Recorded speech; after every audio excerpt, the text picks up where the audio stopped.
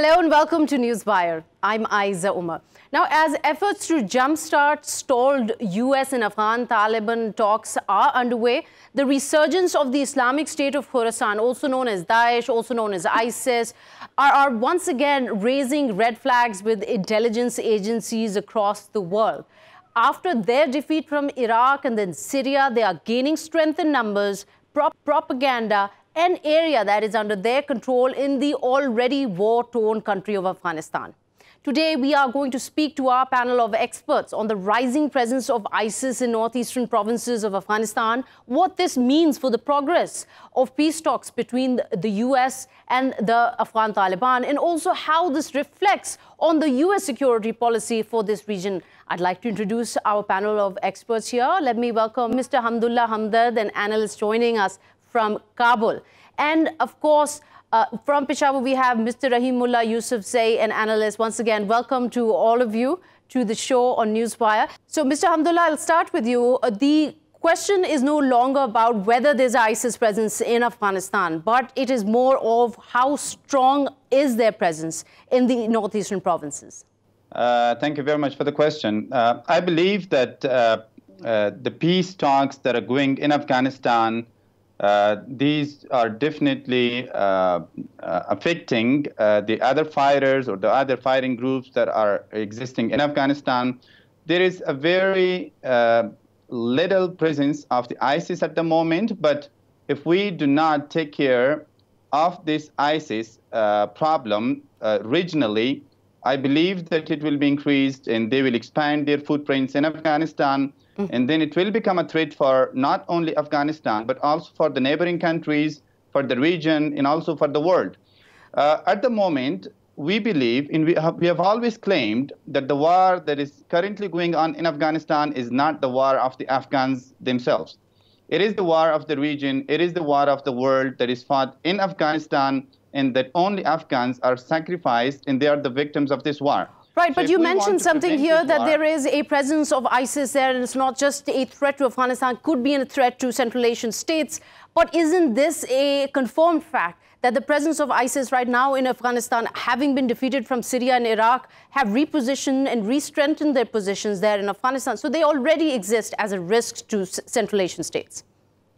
There is some signs of ISIS in Afghanistan these days, and they have some very low number of attacks in different cities, especially in Kabul, in Jalalabad. Well, there are various intelligence reports that confirm just alone from 2015 to 2017, there were over 60 attacks. In fact, in 2017 alone, all the civilian deaths, 22% were attributed to ISIS. So that doesn't sound like a very low number. Exactly. Then they were fought back by the Afghan military and security forces, and they were tackled. They were almost eliminated. But once again, I guess some groups, which we do not know clearly which groups or which countries are supporting ISIS in Afghanistan, and they want to expand the activities of ISIS when the Taliban will be finished, or when they will agree on a peace in Afghanistan with the Afghan government, then I guess this will be a replacement for the Taliban. But it almost seems okay. So, Mr. Hamdullah, let me bring in Mr. Rahim Yusufzai here. Mr. Rahim, a very optimistic take here from us in Kabul. What is your take on the strength that ISIS holds in Afghanistan? You know, one area in Afghanistan where the ISIS had a constant presence, where they have proved very resilient, is parts of eastern Afghanistan, mostly in Nangarhar province, a few districts of Nangarhar, and then also in Kunar. I think elsewhere in Afghanistan, they had a temporary presence. You know, at one time they were actually present in Zabul province, supported by, a faction of Taliban. And but then they were defeated by the Afghan Taliban, and their presence in Zabul ended. So the various media reports, more significantly the one that just came out from AP on Sunday, basically said that not just Nangarhar and Kunar, but also Nuristan and Laghman are heavily inundated with ISIS fighters. Do you not see any veracity, considering they quoted US intelligence and Russian intelligence forces, sources who have said this statement? I think these estimates are on the high side. The same fighters who are present in Nangarhar, they have been going to Laghman, Nuristan or Kunal. It's not that they are very strong in this area in eastern Afghanistan. They had a presence also in northern Afghanistan in two provinces, Jawzjan and Faryab, but over there they were defeated. So I think that, sometimes these figures are inflated for some purpose. But why would they be inflated at a considerable time where the peace talks between the US and Afghan Taliban are at such a precarious stage? I don't underestimate the threat posed by the ISIS, but let me say that even the figures given by the US intelligence earlier, they showed that they were not really present all over Afghanistan. They were not one of the biggest groups. They have carried out most of their attacks in Kabul and in Nangarhar, occasionally in Herat. I think that, the threat is there, but it's not really in the north. It's in eastern Afghanistan. Okay, so here I'd like to welcome Mr. Rustam Shah Mohmand, the former ambassador to Afghanistan. Welcome Newswire. Mr. Rustam, if you could comment, please, on what the presence of ISIS in Afghanistan is being debated, whether it is significant enough at a time where US and Afghan Taliban peace talks have come to a standstill pretty much. Could their presence, the numbers being debated, be affecting the peace talks at all in the first place? Well, they have a formidable presence. The numbers may not be many, but the point which I think is worth noting is that they're few, but they're very deeply motivated. They espouse a totally different ideology, and they can kill, and they can also cause problems, and they can attack the American, the Taliban positions, the government positions, and others who don't agree with them. Okay. And that is the reason that China, Russia, and Iran are coming together in the face of this growing threat. And that is also the reason that at times there is a convergence of perception between even the Chinese, the Americans, and the Russians as far as the threat posed by the Daesh is concerned. Whereas, as I said, the numbers may not be very many, but they can cause deadly attacks, fatal attacks all over the country, particularly in the north and in eastern Afghanistan. Right. In recent weeks, they have also penetrated deep into some other provinces, which is really a cause to worry about. It's causing worries both in the American camp in Afghanistan, also in the Ashraf Ghani's government. So obviously there is a cause of concern, and this is something that is not absolutely new. We can't say that, right? Because the Federal Security Service Federation, the FSB of Russia, one of their most outspoken security agencies, they've been expressing concerns, especially since May, about the increasing ISIS fighters that are present in not just Afghanistan, but all the CIS countries bordering Afghanistan. So the question really is, what is the US doing, dedicating so much time to a peace process that has pretty much come to a standstill when the counterproductive is turning out to be counterproductive? The peace process is stalled not really because of the huge challenge that the ISIS poses, but there are other reasons. The reasons are the time frame for withdrawal, the Taliban's unwillingness to accept the ceasefire, because ceasefire, the Taliban believe, would split the party, the group, the movement, and would cause frustration in their rank and file, and it will be so difficult for them to re-motivate those people to come out and fight again. And that is understandable given the history of such movements all across the world. And the other point is the inability of both the Taliban and the Americans to work out an arrangement to put in place an interim government which is multi-ethnic, which is broad-based. Right. And how to put that into effect, what it will be the mandate, composition, leadership, and the duration of that. Right, but you were talking about the issues that are pretty much bringing to a standstill the demands of the US from the Afghan Taliban and vice versa. But my question really is, and I want to come back to you, Mr. Hamdullah, about your comments on this. Wouldn't it be more productive if the US, the NATO forces, the Taliban, the Afghan government concentrated their efforts more onto fighting the ISIS presence, which right now is raising a lot of red flags, than to be focusing on talks that have pretty much come to a standstill? Well, the Afghan security and defense forces are already in fight with the ISIS and even with the Taliban and with other militant groups that are fighting against our government and against our people and who are killing our people. But still, I repeat this again, that ISIS is, at the moment, not a bigger threat. It can be handled and it can be tackled very easily once the peace deal is reached by the Taliban and the Afghan government with the mediation of the US. We hope that ISIS will not be able to find or expand their footprint in Afghanistan like they did in Iraq. We will not give them the chance, and we ask the regional countries and the international community to cooperate with the Afghan government and to work together to eradicate the ISIS from Afghanistan so that the region, the neighboring countries, Afghanistan, and the world is in peace, and there will be no plotting of attacks from Afghanistan by the ISIS. I hear you, Mr. Hamdullah. You're asking for the international community to cooperate with the Afghan government, with the Afghan Taliban, to come to the table to form an interim government. I hear you. That's pretty much been a big voice in the analyst sphere. But also, let me ask you this, Mr. Rahimullah. The question then arises is, if the international community, as it is supporting these peace talks, the US is pushing and negotiating, Zalmay Khalilzad is again in Afghanistan, doing the rounds of all neighboring countries, isn't this a very similar situation we saw 20 years ago when Al-Qaeda found a safe haven in cooperation from Taliban in Afghanistan? Couldn't this again set the stage where while Taliban are being supported here, are being backed here, they could give a safe haven to the ISIS that is already growing in numbers? I think there is no common ground between Taliban and the ISIS. They are sworn enemies. They are fighting each other.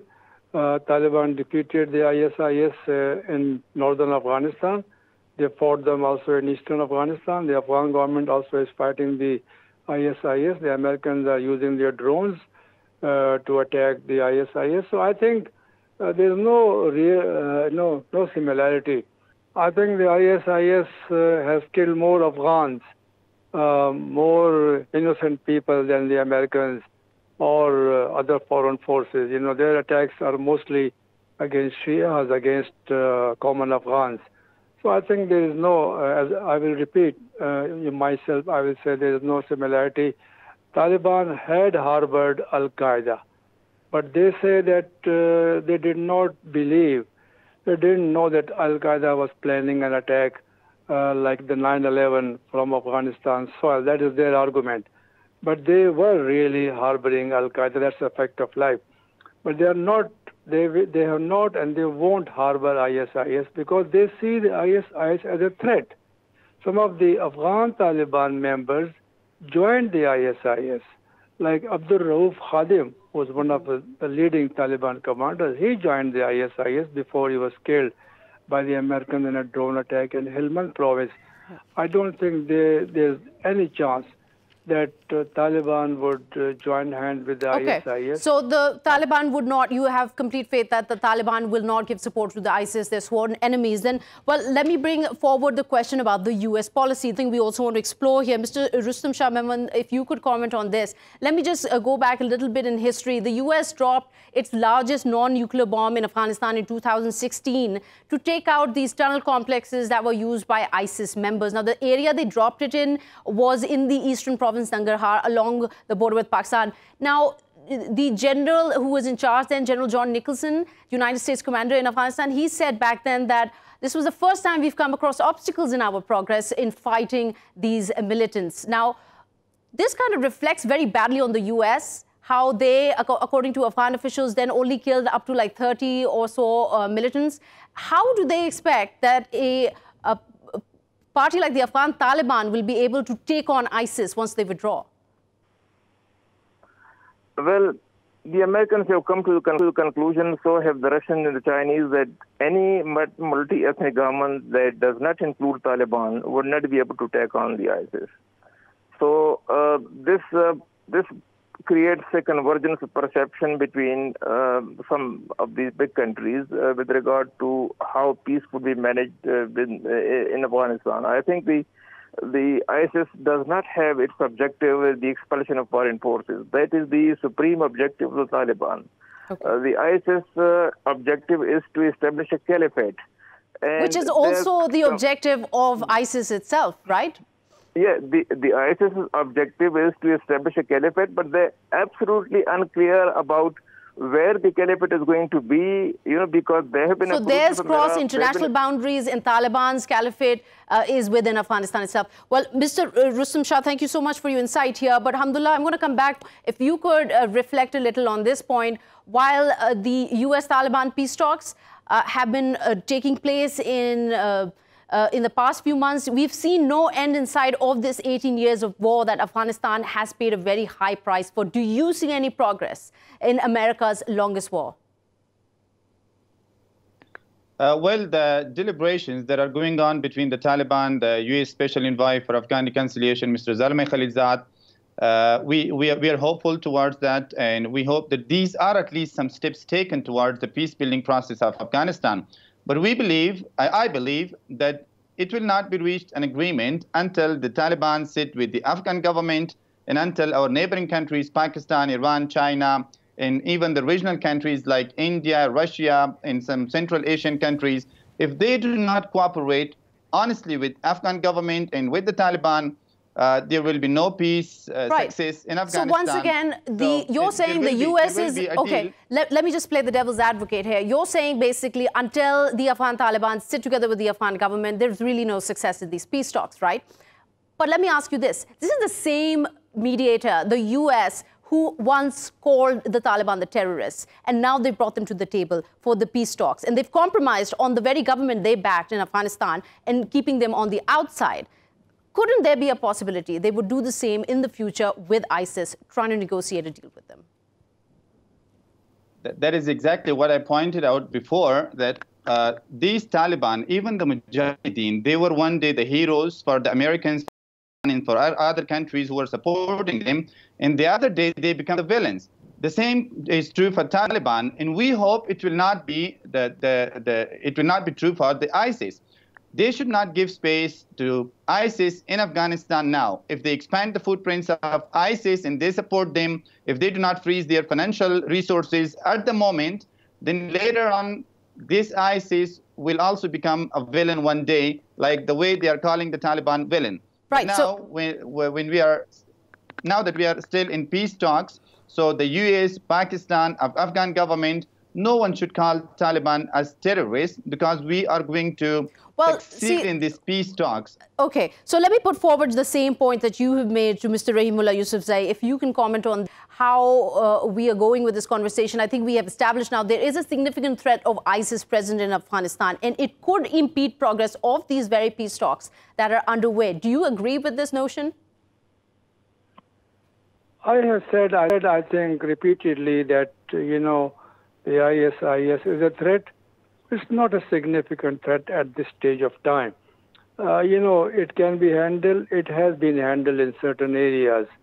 We have got different figures from different sources. The Russians actually believe that the ISIS is a big threat, and they believe that it has also... The Afghan government also said the same thing back in 2014, that the ISIS is not a significant threat, and then they went ahead and did a bombing in Jalalabad that killed over 33 people in 2015. Afghan government is saying there are 20 terrorist groups operating in Afghanistan. Some of them are very small, but some, I think after the Taliban, the second most powerful group is the ISIS. That is understandable, we know that. But I think that, the real, talks, the peace talks, the real agreement has to be between the Taliban and the Americans and the Afghan government. They're the three main players. Once they agree and once they make a peace agreement, I think the ISIS can be handled. It won't be a problem, because all the regional countries, they also want to defeat the ISIS. Iran, Russia, Pakistan, nobody is going to support the ISIS. So I believe that the most important thing at this stage is to make this peace process a success. Okay. And that's why, there's so much of effort now on the peace talks. All right. Thank you so much, Mr. Rahim, Yusufzai, and Mr. Hamdullah Hamdard, for your insight there. We were talking about the ISIS presence in Afghanistan. How significant is it and how it's impeding progress, if at all, of the US-Taliban peace talks? And with that, we'll take a quick short break. We'll be right back.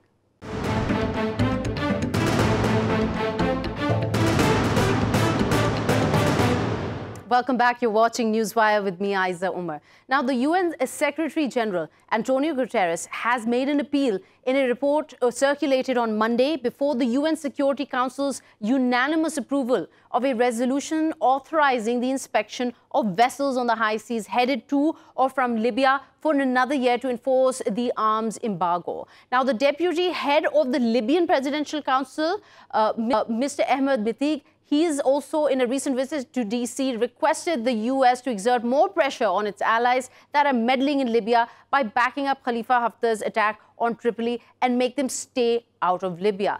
Haftar's LNA forces attacked the military side of the only functioning airport a few days ago in Tripoli.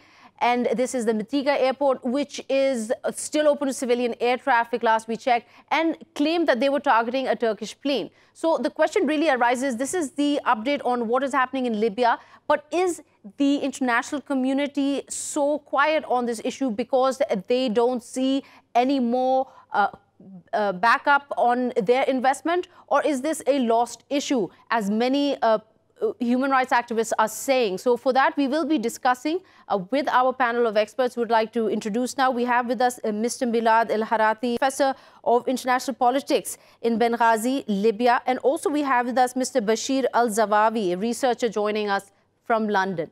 Thank you so much for speaking to us here on Newswire. Let me start with you, Mr. Milad. Is the international community allowing Libya conflict to fester, in your opinion? Well, I would like to explain my point of view from international politics point of view. For me, really, I don't have any stand or ideological position regarding the situations in Libya. But the conflict in Libya, it's a stand between, it's between the Libya as an area of use or area of influence. Libya, it's not area of influence, by the way, but it's an area of use only. So here we have the international players. They are dealing with the Libyan situation, from this point of view. Now, the major superpowers are playing a major role in Libya.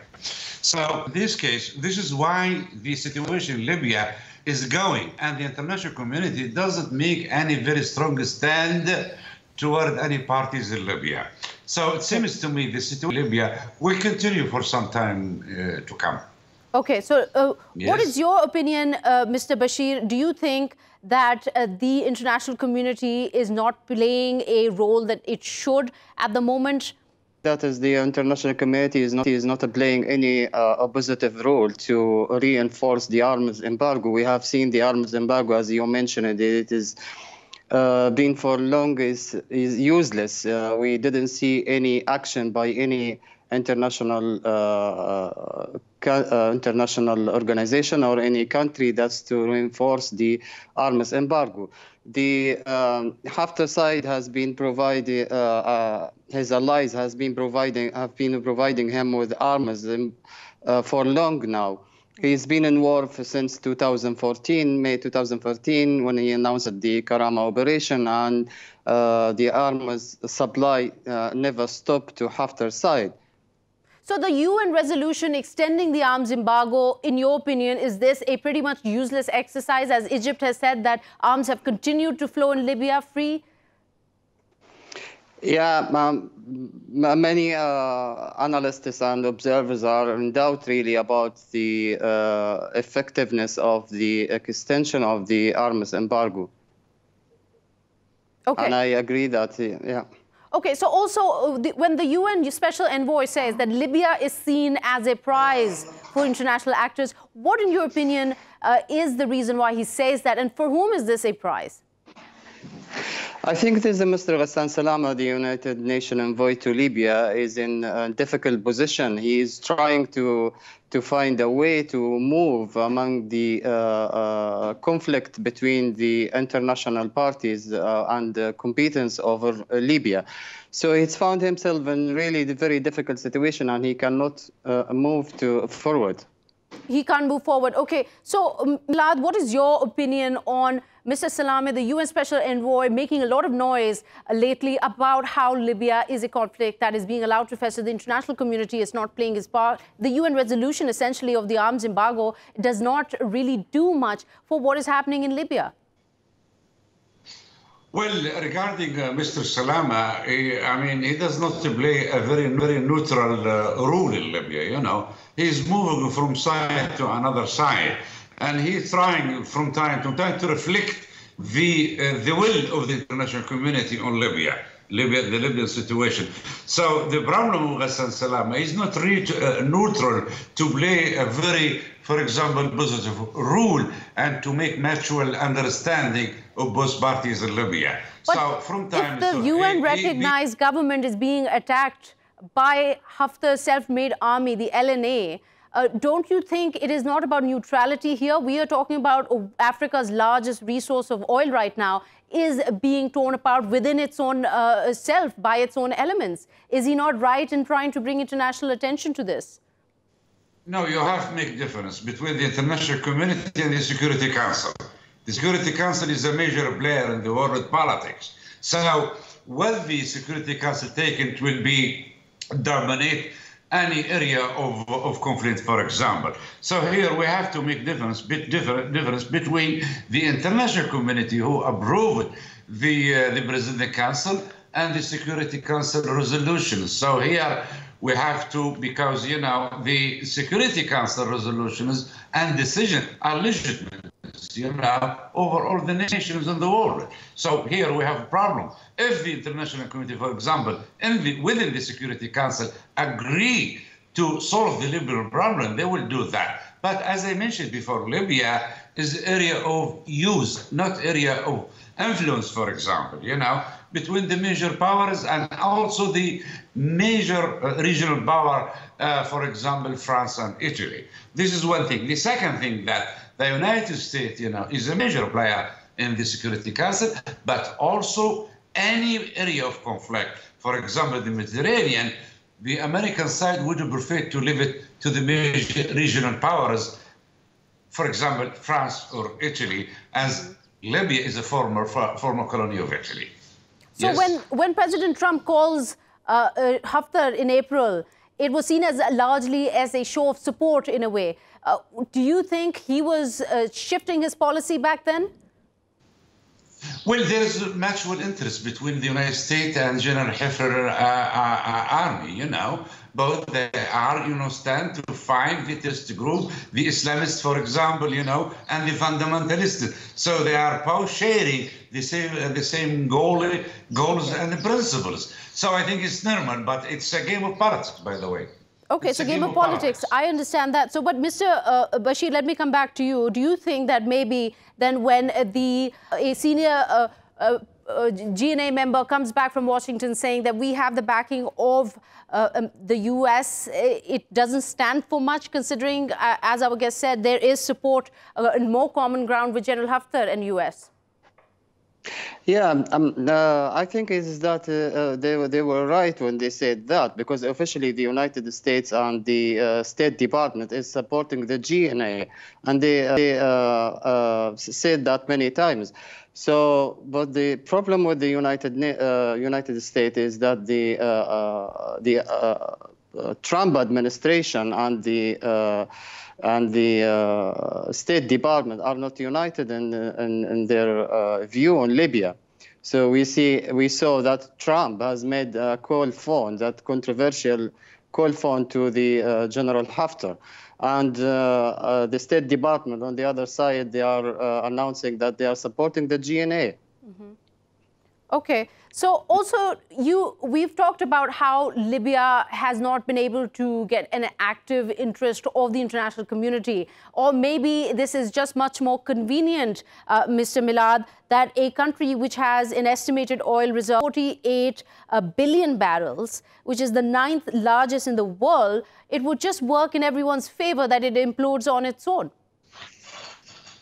Well, so I agree. You know, Libya is exporting 1.5 million, I think, of barrel a day. But look, you know, the international community, you know, I mean, does not allow any party, for example, to stop the flow of oil, you know, to the other countries. So the oil, I think, the issue of oil in Libya is neutral, you know. But the major problem, you know, in Libya, internally, by the way, the revenue of oil, you know, is dominated by the center in Tripoli. And they take this huge of money and they spend it for Tripoli only or for their allies, for example, mainly the Muslim allies or the Brotherhood or the militia. I mean, we have problems. Regarding the military forces leading by General Haftar is governing the western part of Libya and the southern part and even the part of the western part of Libya. Now the President is governing only the city, you may call it the green area, for example. You know, but if the President Council, for example, distribute this revenue to all the regions of Libya, I don't think so. We will have the same scenario of today. But I mean, this is big. This is the wealth. This is the wealth for all the Libyans, you know. But in another point of view, the world, you know, is observing the situation of oil. I mean, look, Libyans, you go to fight, no problem. Fight. If you have military, go to fight, but don't touch the oil revenue or the oil supply. As again, I see it's a matter of game politics, you know, of the regional power and international powers in Libya. Right, but yes, right, but Mr. Yes. Right, but Mr. Bashir, that still leaves the big question. While we're talking about it being a part of politics, and this is pretty much being left to take a toll of its own, there is a security vacuum which is being created by the withdrawal of so many of General Haftar's troops from the south, which essentially is coupled with the focus of the Western forces on the defense of the capital, that we're already seeing extremists make a presence there. We're talking about Daesh, we're talking about Al-Qaeda. Isn't this a threat not just to the international community, but the regional actors, the neighbors, to Libya itself? Yeah, let me just first comment on Mr. Milad, what he have said about the oil revenues in Libya that goes to Tripoli. Everybody knows that is the central government in Tripoli, and the United Libya is the governance of United Libya is in Tripoli. So the Tripoli government is responsible for our nations and for distributing the oil revenue and the need of its people. And I don't agree with Mr. Milad when he said that is the oil revenue is distributed to Muslims or to Muslims brotherhoods in Tripoli only. Yes, the oil revenue. Mr. Milad, let's hear what Mr. Milad is saying. Sorry, Mr. Milad, could you repeat that? Yes, I'm from the eastern part of Libya. I'm talking from Benghazi. The central government in Tripoli didn't provide any money to the region of Western Libya or the Southern Libya. No, we don't receive it since 5 years right today. What the interim government in the eastern part and the south, what is doing to get revenue, to get money or source? I mean, it's lending money from the banks, from all the banks. It's lending money, you know, and so also basically the taxes. Right. So, Mr. Bashir, what is your response to that? The Libyan government never really did share its profits, and as we can see, we can see the result of what that has done to the country. I mean, there is, of course, there must have been a reason for all the civilian strife for General Haftar to give so much of a support. we need to understand exactly how the oil or the public fund is Libya is distributed between in the budget, the Libyan budget. So the government is responsible for providing the public salaries for all sectors and providing the. But it's not doing. It's responsible. It's supposed to be providing. It's not doing that. Right. It's be providing for 1.8 million. You have to say the truth now to the public. Mr. Milad, let's. Mr. Milad, if you can hold. Mr. Milad, let's. I can understand your ideological position, but it's not true at all. Okay. It's not true. All right. Mr. Milad, I'll ask you to hold your thought there. Let Mr. Bashir finish, and then we'll get to you on this. Go ahead, Mr. Bashir. So the point is that the government in central Libya, and this is the way how the public fund is distributed in Libya since many years ago, and since the Gaddafi time, is we have not only a problem of centrality in Libya, but it's a complex centralities in Libya. So the government in Tripoli is responsible for providing the public fund for the different sectors, the health sector, the service sector, the education sector. Right. And to see any fund provided for development, we didn't see that for many years now, since 2013 or 2014. But the flow of salaries is continued all across the country. No, it's not correct. Also, it's not correct. You are living in abroad in London or England, but I'm living in Libya, in Benghazi and in Tripoli. I know everything. All the money, yes, is centralized for distribution. But yes, this is their rule. Yes, but believe me, sir, the central government didn't send any money, only to its allies of regions. So you're saying, Mr. Milad, you're saying that one-third of the population that depends on the Libyan government, on the GNA, for their incomes, have not been getting their salaries. Well, the problem in Libya today, it's a conflict over army and wealth, especially wealth, you know. Now the wealth is centralized in Tripoli. This is the major problem. I mean, a few entities governing the wealth of Libya, and they're planning for themselves, and they're allies of regions only. This is a mistake. This is not good. This is not policy at all, you know. So I think the president, yes. So the NOC that is supposed to be a politically neutral party has also not been playing its role. Is that what you're saying? Yes. The Presidential Council doesn't play a neutral role in the Libyan issues at all. And the parallel NOC that General Haftar... I don't agree in that. Yeah, I don't agree on that as well. The NOC has been really certified as a neutral party by not only the Libyan, but the international community and the UN Security Council as well. With the only we have the only intact institutions in Libya is the NOC, and the central bank is divided. Sort of the division in the central bank as well. But the central bank is still maintaining the spending the money for the whole country. I wonder what is Mr. I'm from Benghazi. We don't have money. Mr. Bashir, I think what Mr. Milad is trying to say that there is a disconnect from the United Nations. We are receiving medications from the United Nations until today. Now, I'm from this university.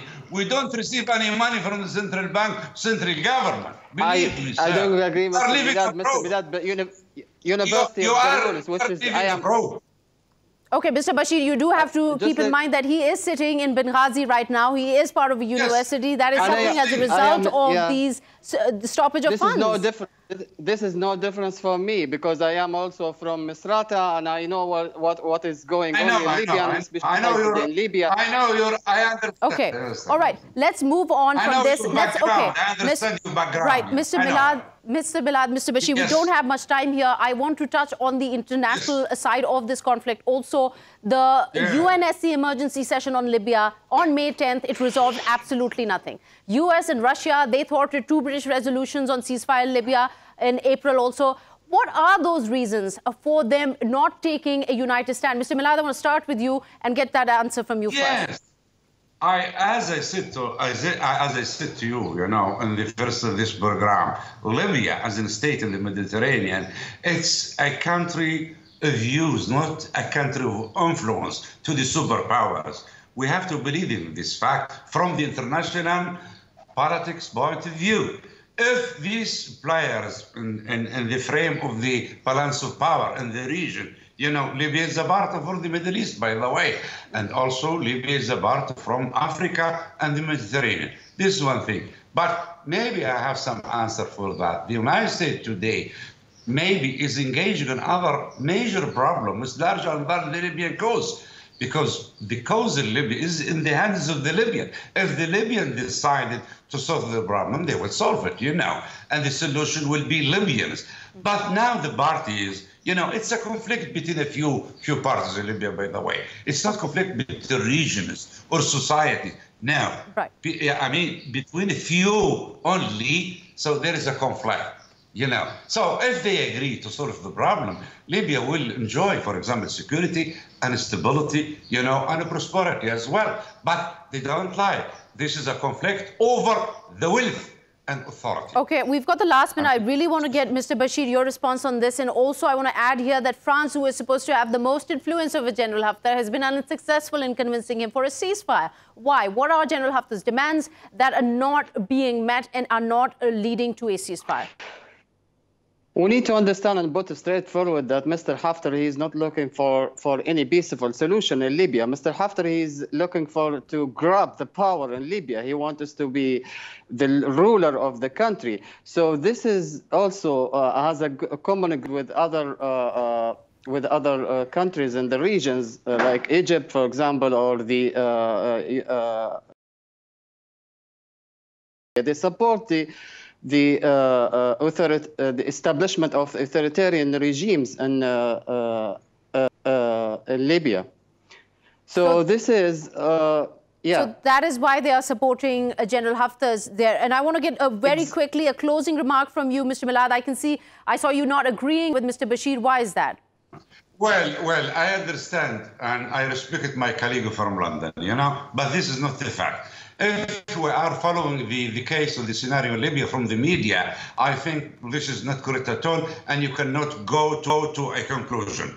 The rule of General Haftar, I mean, it should be cleared like this. First of all, he's ambitious to demolish the militia armed forces because it's not a military, Now we have a military institution in the eastern part of Libya, in the south, and also the western part. I mean, it's a very disciplined military institution and supported by the major power. This is one thing.